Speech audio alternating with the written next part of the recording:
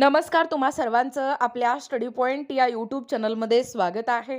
तर 8th पे commission update जानेवारीपासून bank खात्यात येणार का वाढलेली सॅलरी, 8व्या वेतन आयोगाशी निगडीत कन्फ्युजन करा दूर, याबद्दल संपूर्ण सविस्तर माहिती या व्हिडिओच्या माध्यमातून जाणून घेणार आहोत। तत्पूर्वी तुम्ही जर आपल्या स्टडी पॉइंट या यूट्यूब चॅनलवरती जर नवीन असाल तर आपल्या या चॅनलला लगेचच लाईक आणि सबस्क्राईब करायला विसरू नका। चला तर मग वेळ वाया न घालवता 8th पे कमिशन अपडेट काय आहे ते या ठिकाणी आपण जाणून घेऊया। बघा, या ठिकाणी तुम्ही टायटल पाहू शकता। टायटल काय आहे बघा, 8th पे कमिशन जानेवारीपासून बँक खात्यात येणार का वाढलेली सॅलरी, 8व्या वेतन आयोगाशी निगडीत कन्फ्युजन करा दूर।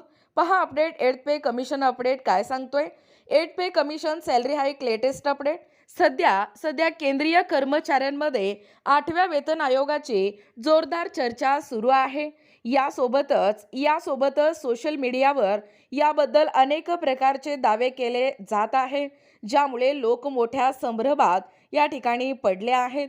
लाखो लोकांचा हा देखील प्रश्न आहे की 8वा वेतन आयोग लागू झाल्यानंतर पगार वाढून कधी येणार। काही लोकांचं असं म्हणणं आहे की पगार जानेवारीपासून वाढून थेट बँक खात्यात येईल, तर काही लोक दावा करत आहेत पगार वाढेल पण लगेच बँक खात्यात येणार नाही।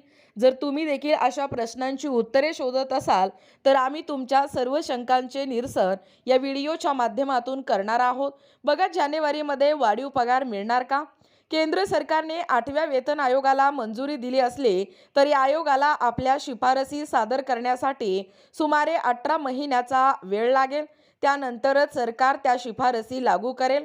अहवालानुसार वेतन सुधारणा 1 जानेवारी 2026 पासून प्रभावी या ठिकाणी होऊ शकते। म्हणजेच जानेवारी 2026 मध्ये त्वरित वाढीव पगार मिळणार नाही। कर्मचाऱ्यांनी आणि निवृत्ती वेतनधारकांनी अजून प्रतीक्षा करावी लागेल।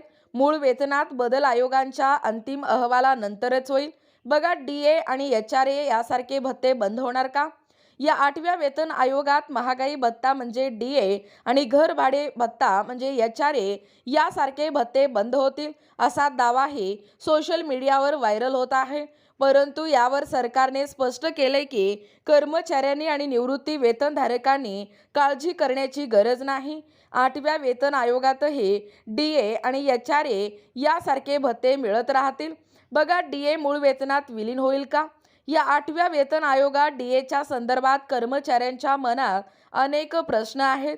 काही कर्मचाऱ्यांची मागणी आहे की DA मूळ वेतनात या ठिकाणी मर्ज केला जावा, परंतु केंद्रीय अर्थ राज्यमंत्री पंकज चौधरी यांनी सांगितलं की सध्या महागाई भत्ता किंवा DR हे मूळ वेतनात विलीन करण्याचा कोणताही प्रस्ताव नाही। महागाईचा परिणाम पाहता DA किंवा DRचे दर 6 महिन्यांनी सुधारित केले जातील। बघा, एकूणच अशा पद्धतीने या ठिकाणी हा जो 8th पे कमिशन अपडेट आहे म्हणजे येत्या जानेवारीपासून बँक खात्यात येणार का आणि वाढलेली सॅलरी कशा पद्धतीने या ठिकाणी मर्ज केला जातोय याबद्दल संपूर्ण सविस्तर माहिती या व्हिडिओच्या माध्यमातून जाणून घेण्याचा प्रयत्न केलेला आहोत। अशाच प्रकारचे नवनवीन अपडेट पाहिजे असतील किंवा तुम्हाला जर आमच्या अध्यापनाचे व्हिडिओ आवडत असतील किंवा तुम्ही जर आपल्या स्टडी पॉइंट या यूट्यूब चॅनलवरती जर नवीन असाल तर आपल्या या चॅनलला लगेचच लाईक आणि सबस्क्राईब करायला विसरू नका। भेटूया अशाच पुढच्या नवीन व्हिडिओमध्ये। तोपर्यंत धन्यवाद।